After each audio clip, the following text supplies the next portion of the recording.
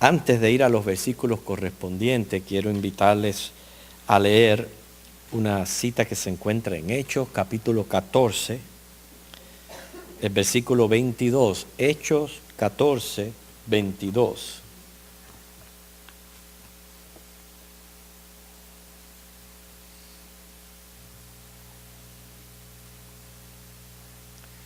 Me gustaría que leamos este versículo todos juntos.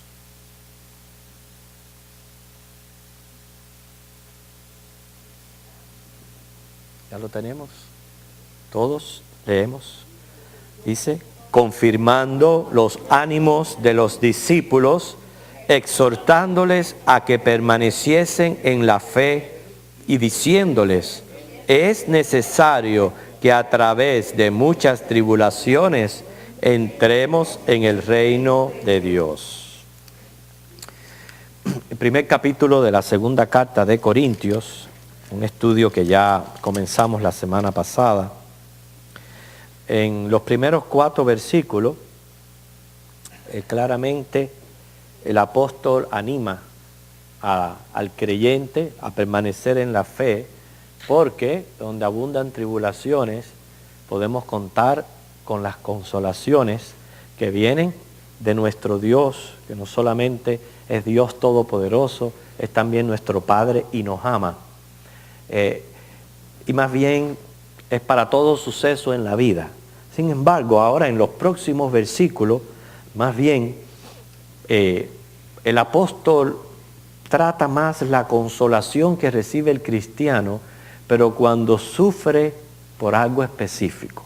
Ejemplo, tenemos que darle muchas gracias al Señor, ¿verdad? Por cada persona que llega aquí al templo.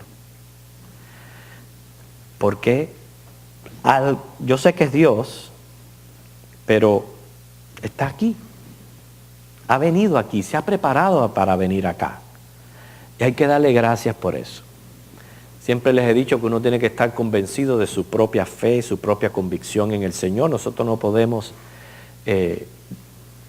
discernir el nivel espiritual de ninguna persona y si está en Cristo o no está en Cristo, pero damos gracias que está aquí.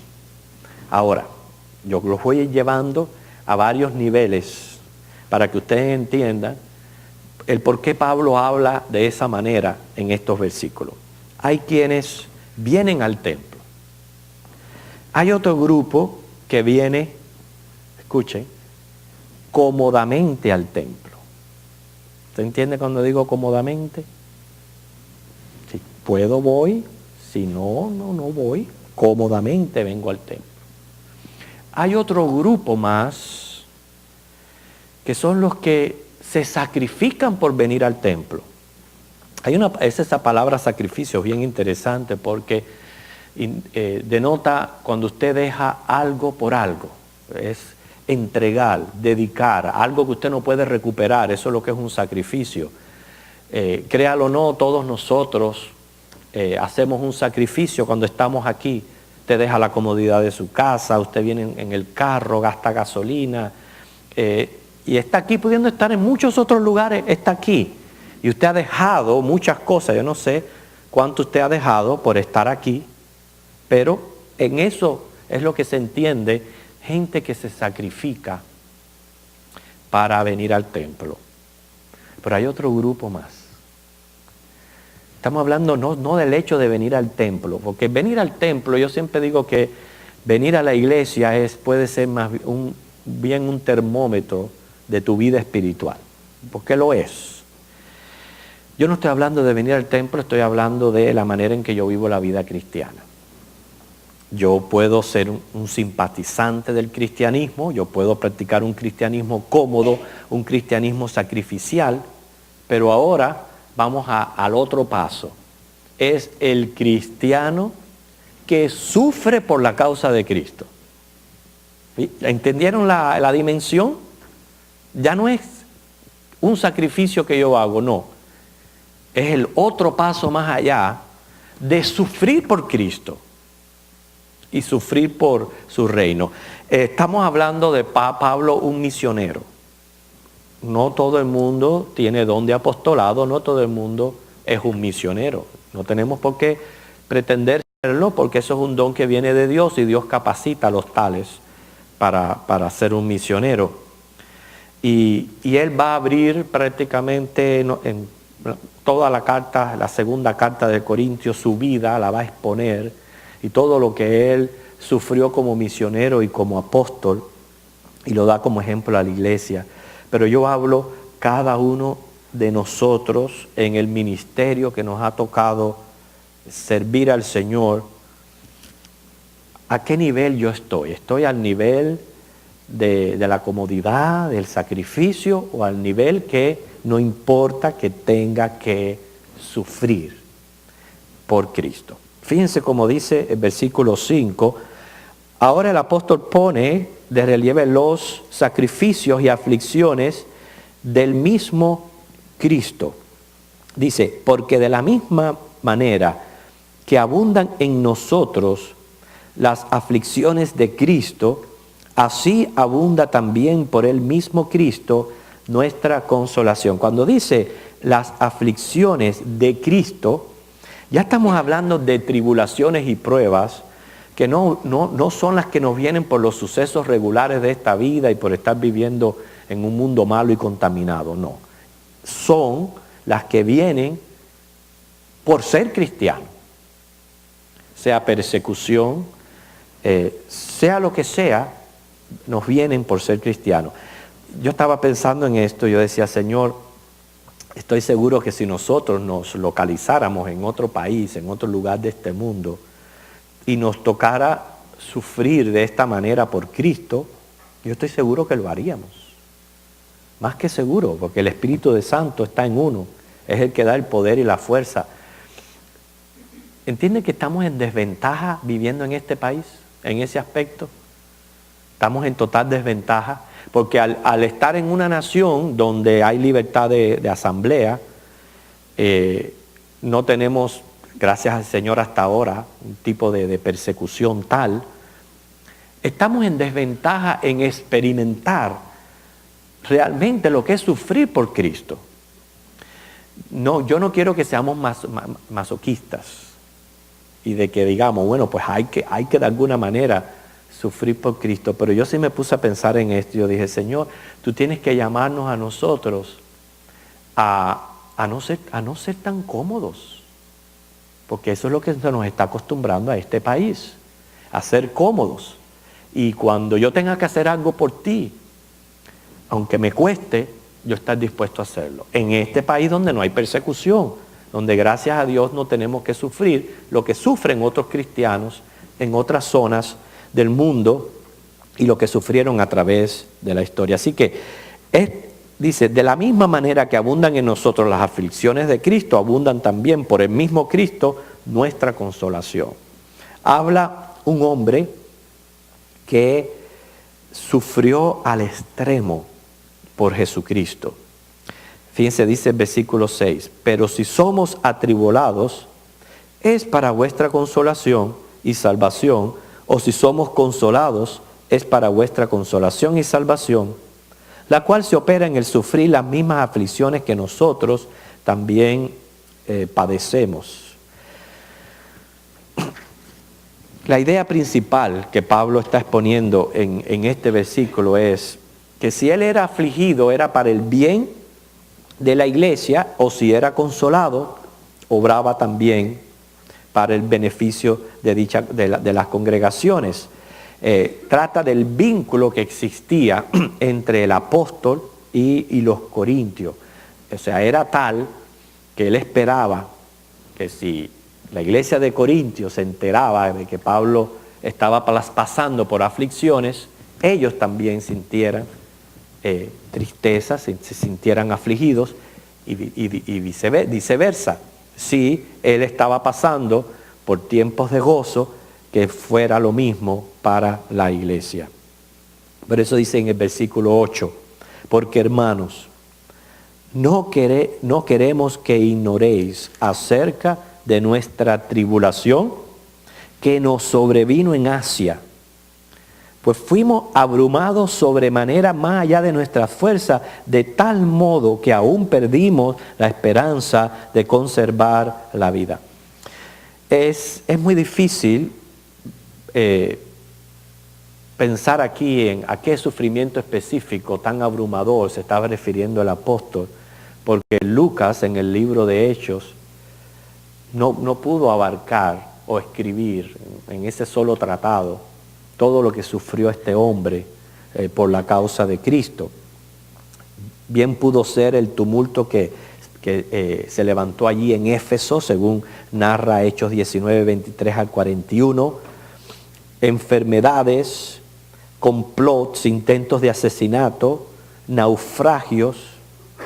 Pero fíjense cómo Pablo dice aquí que lo que a él le pasó no fue chiquito, fue grandemente abrumador. O sea, prácticamente expone a una persona bajo un nivel ya de desesperación, que ha perdido sus fuerzas, o sea, situaciones excesivas que sobrepasaron la capacidad humana para soportarla, por lo que lo llevó a depender en Dios. Dice el versículo 9, pero tuvimos en nosotros mismos sentencia de muerte para que no confiásemos en nosotros mismos, sino en Dios que resucitó a los muertos. A él se le presentaban situaciones tal que si se ponía a pensar, ¿salgo vivo o muerto?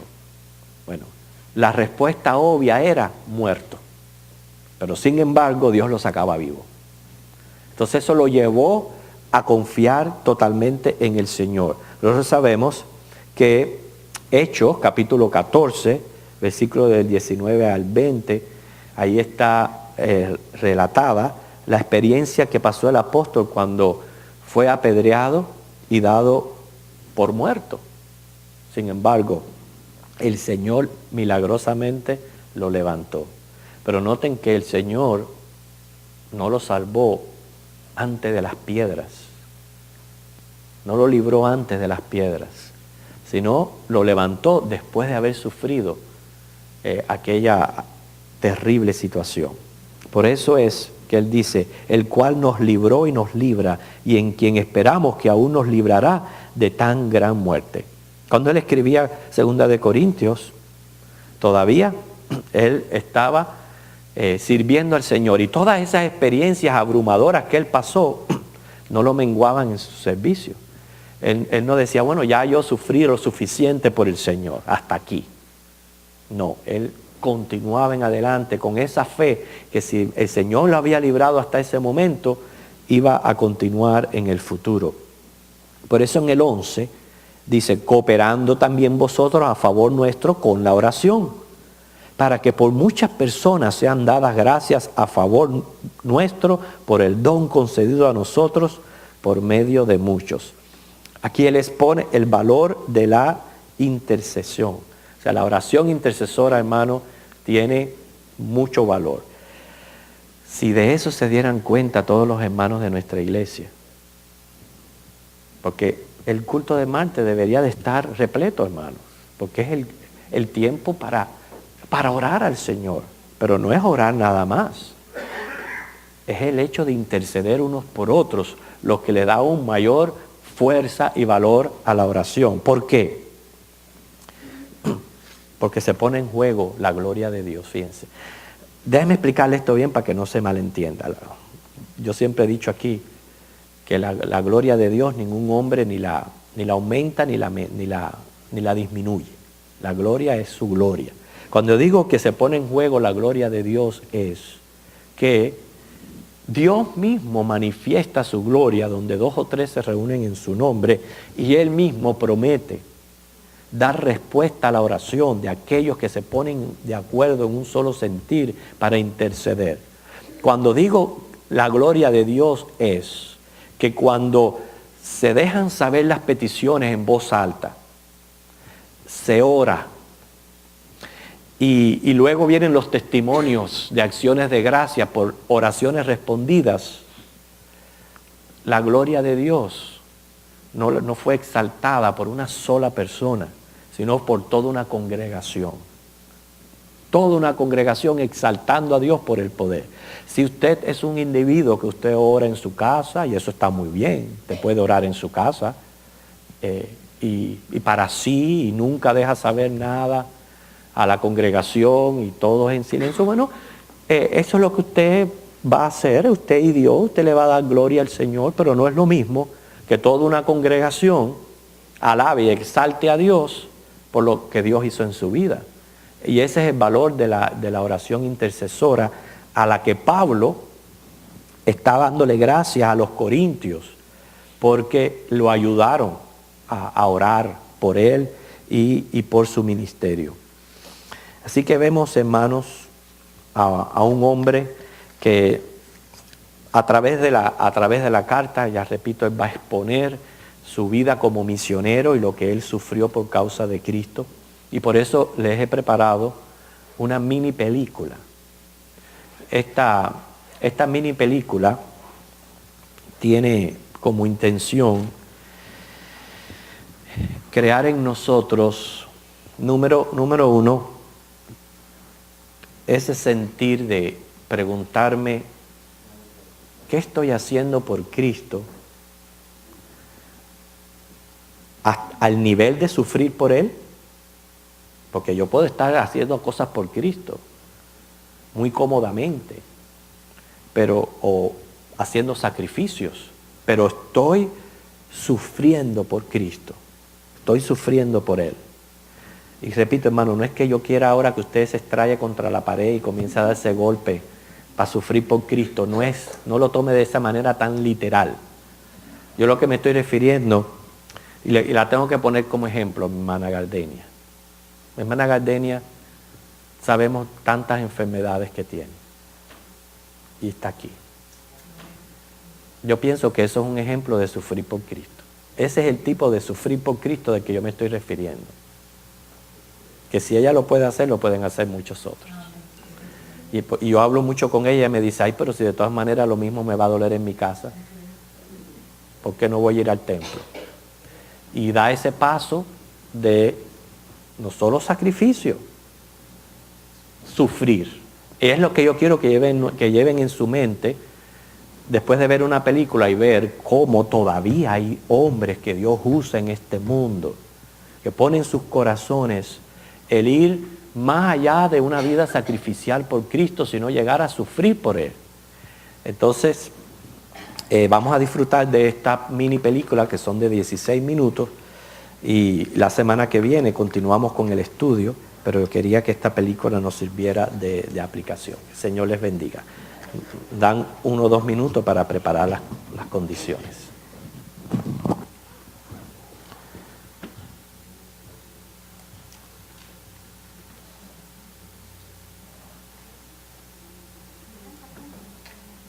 Hermano, yo les aconsejo que pasen para frente y se sienten en este lado. Pueden ver mejor la película. Lo que quieran. Si no, ¿por qué salir?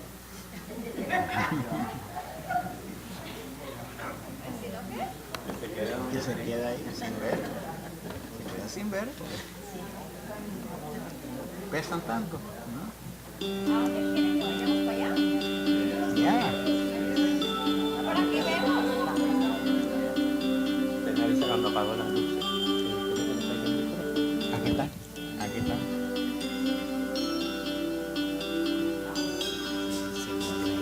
Sí, lo que necesito parar un momentico y subir el volumen porque ya yo tengo subido allá a lo máximo, tengo subido aquí.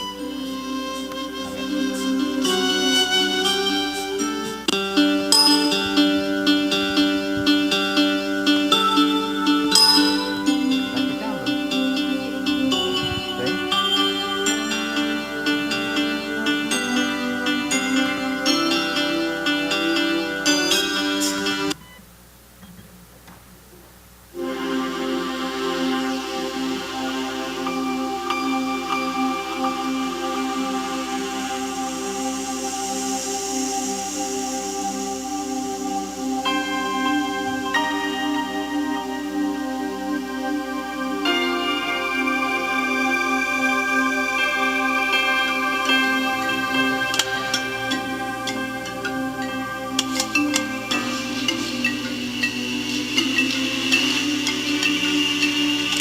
1956, Jim Elliot, Nate Saint y otros 3 misioneros fueron martirizados cuando trataban de alcanzar al grupo Waodani en el sur de Ecuador.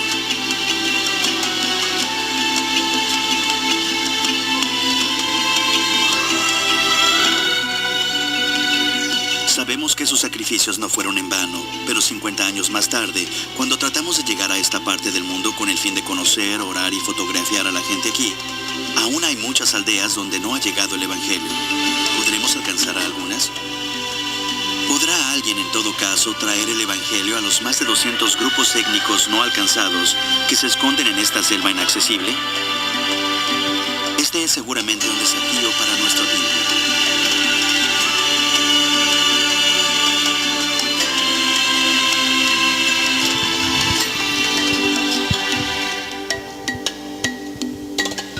Nuestro viaje hacia el Amazonas comenzó en Bogotá, Colombia, donde nos encontramos con Terry, un misionero en la cuenca del Amazonas, quien sería nuestro guía por los próximos 10 días. Así que, mirando a la ciudad aquí, ¿es más o menos hasta donde podemos llegar? Sí, aquí en esta ciudad de Bogotá, con 9 millones de habitantes, llegamos lo más lejos posible como norteamericanos, porque una vez que cruzas los límites de la ciudad, se pone muy peligroso. Aunque no pudimos salir de los límites de la ciudad, alguien de afuera pudo entrar, como ese creyente Kogi. Nos contó de la tremenda persecución que enfrenta por ser cristiano y de la depresión y el terror espiritual que domina a su pueblo. Si tan solo pudiéramos llevarles la esperanza de Jesucristo, podrían ser libres de esas ataduras.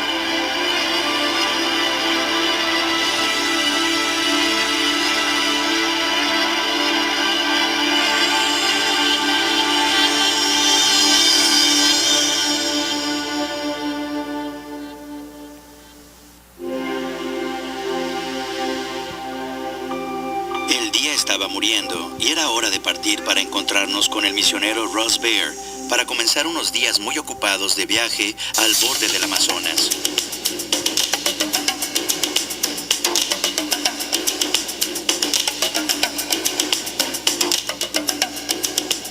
Llegamos a Sucúa, Ecuador, donde nos esperan nuestros amigos de Alas de Socorro para llevarnos más al sur en nuestro viaje, más adentro de la selva. Pero el clima en el sur es muy feo, así que tenemos que esperar a que las nubes se abran un poco. Finalmente hoy pudo avanzar la mitad de nuestro grupo, pero no todos. Después de alcanzar al resto de nuestro creciente equipo, tuvimos que viajar varias horas para llegar a la aldea más cercana de un grupo étnico no alcanzado llamado Shuar. Así que por fin llegamos a la aldea Shuar. Al llegar empezamos a conversar con el líder de la aldea, que es como el presidente del grupo de las aldeas Shuar de la zona. Su nombre es Evaristo. Él nos llevó a recorrer su aldea y aprovechamos para conversar con él y con algunos de sus vecinos. Fuimos a otra aldea Shuar que está un poco más río arriba y caminamos unos 15 minutos. Llegamos a una casa Shuar típica. Allí les dijimos, bueno, cuéntenos de su Dios. Y entonces, cuando les preguntamos, comenzaron a darnos detalles de cómo encuentran a Dios tomando drogas alucinógenas. Después empiezan a ver visiones. Y hasta se meten debajo de unas cataratas de agua después de tomar las drogas y ven visiones y espíritus.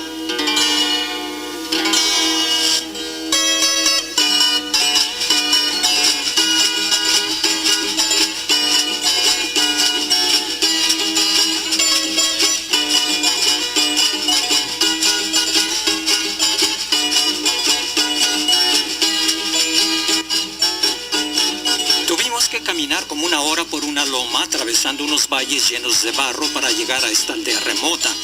Al llegar nos dimos cuenta de que al otro lado de la loma estaba Perú, de modo que estábamos en la frontera entre Perú y Ecuador.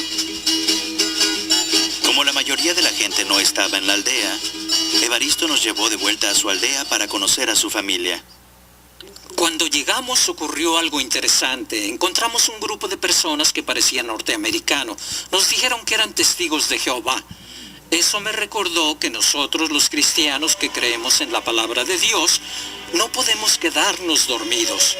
Creo que si la iglesia cristiana, si los bautistas en Norteamérica no nos despertamos, esas sectas y otras religiones van a llegar a estos grupos indígenas antes de que tengan la oportunidad de escuchar el verdadero evangelio de Jesucristo. Entonces creo que esta experiencia me mostró otra vez que la tarea es urgente. Tenemos que hacerles llegar el evangelio. No podemos esperar. Hace unos cuantos días escribí unas notas en mi diario como resultado de haber estado en las aldeas Shuar un par de días. Quiero leerles eso que escribí ahora. Entonces, ¿cómo podemos orar de manera específica por los Shuar? Quiero que mis oraciones tengan nombres. El nombre del líder de la aldea es Evaristo. Lo vi acariciar a su hijo. El amor de un padre es el mismo en todas partes. Que pueda comprender el amor del padre hacia él. Esa es mi oración cuando recuerdo lo que me dijo de cómo tomaba drogas alucinógenas y se hacía acupuntura bajo la catarata y cómo eso de alguna manera era para él una bendición y una disciplina espiritual. Es un sistema de oración y temor muy confuso. Los Shuar están rodeados de analogías. Cuando leo el capítulo 1 de Romanos o el Salmo 19 que explican que la creación ha revelado claramente la verdad a todos los pueblos, oro a Dios para que les quite el velo y que puedan darse cuenta de la belleza que les rodea, que no solo es una belleza estética, sino que también les muestra la verdad. Así que únase conmigo en oración por los Shuar y por todos los grupos no alcanzados del Amazonas, para que puedan conocer la verdad del Evangelio en creación y palabra.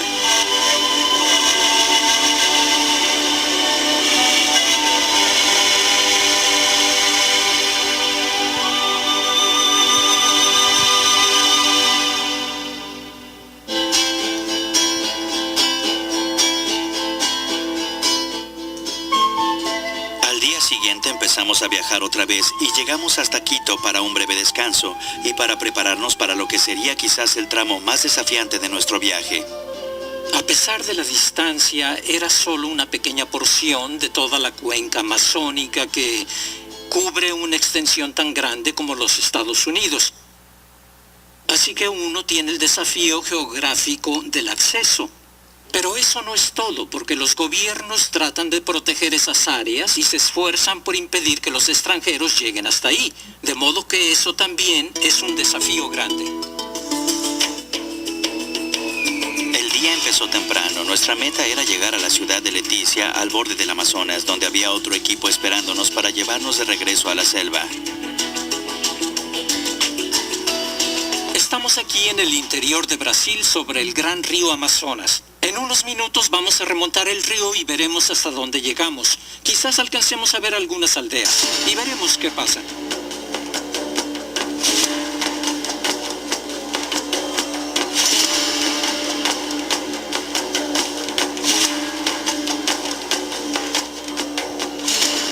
Hoy tuvimos una sorpresa. Estábamos navegando en la lancha y la lancha se sacudía de un lado a otro y casi se vuelca. Tratábamos de mantener el equilibrio y hacer que avanzara por esa región poco profunda.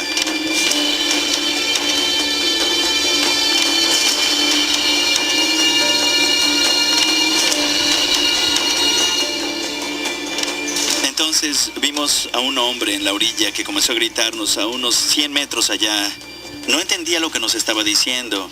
Y la cosa más natural para mí, con mi mente occidental y todas las historias que uno escucha de esta zona, era imaginarme que él estaba gritando: apúrense, allí vienen, van a atravesarnos con una lanza.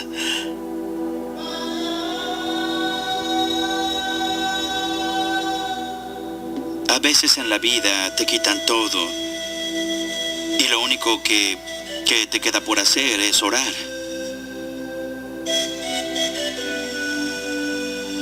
Creo que toda buena historia o toda buena experiencia tiene un clímax y un desenlace.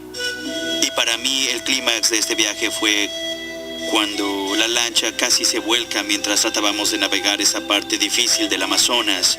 Ese fue como un momento crucial para mí, al entender que algunas de las fotos que yo quería tener no se podían sacar. Pero lo que ocupó el lugar de esa ambición fue una nueva comprensión de que simplemente no se puede llegar hasta allí, y el cambio en los planes es la historia. En sí, es el principio de ir a esos lugares e intentarlo.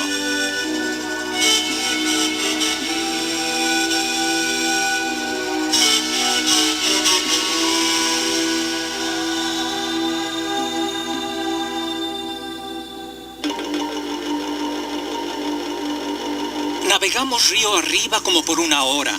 Nos dijeron que quizás yendo en esta dirección podríamos acercarnos y caminar hasta una aldea indígena. Tenemos gente que nos guía, así que vamos a ir por ese camino y a ver qué pasa.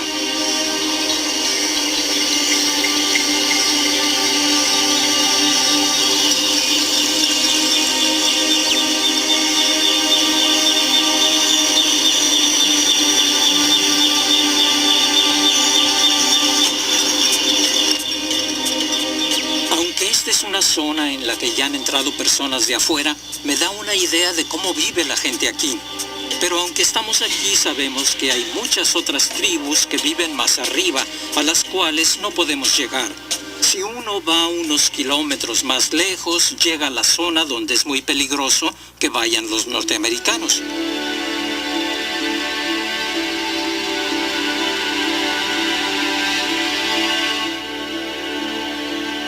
A medida que se terminaba nuestro viaje por el Amazonas, yo pensaba en los desafíos, las enfermedades y la tensión emocional y espiritual que tuvimos que soportar, pero en su mayor parte no fue tan difícil como pudo haber sido. Quizás en los próximos días será más difícil para mí ser fiel orando por esta gente. Como norteamericanos hemos sido bendecidos de manera fenomenal, con libertad de religión, con oportunidades que mucha gente alrededor del mundo no tiene. De modo que quiero desafiarle a que se pregunte cómo puede usted hacer un sacrificio para lograr que la Gran Comisión sea una realidad para la gente de toda Sudamérica. Puede que se requiera un sacrificio de tiempo. Puede que usted necesite caer de rodillas más seguido y por más tiempo y orar por los grupos étnicos de América del Sur.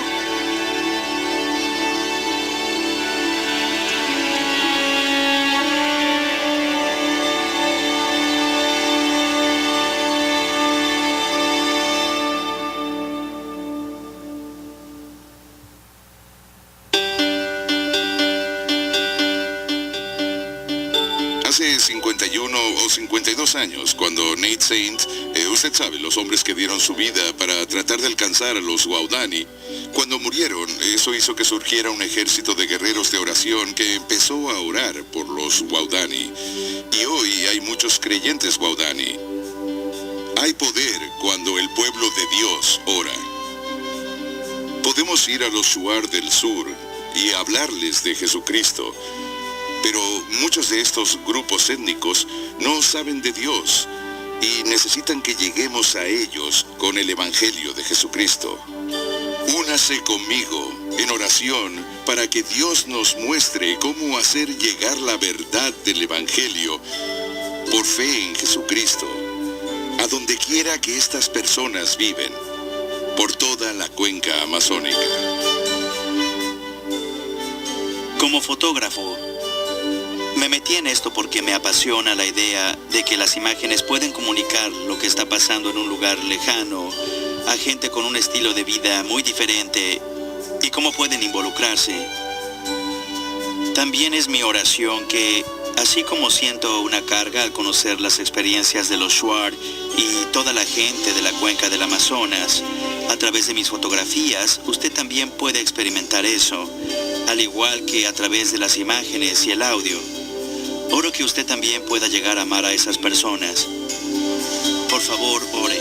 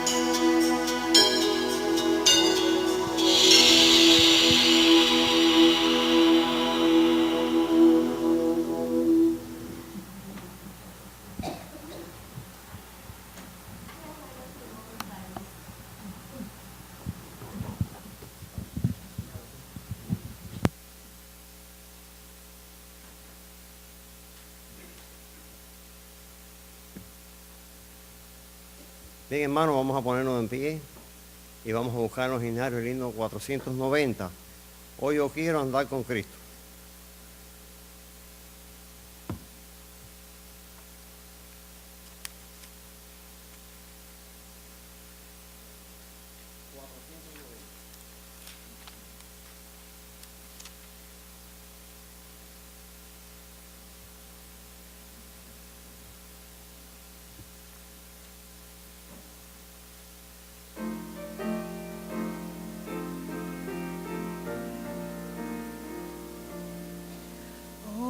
Yo quiero andar con Cristo.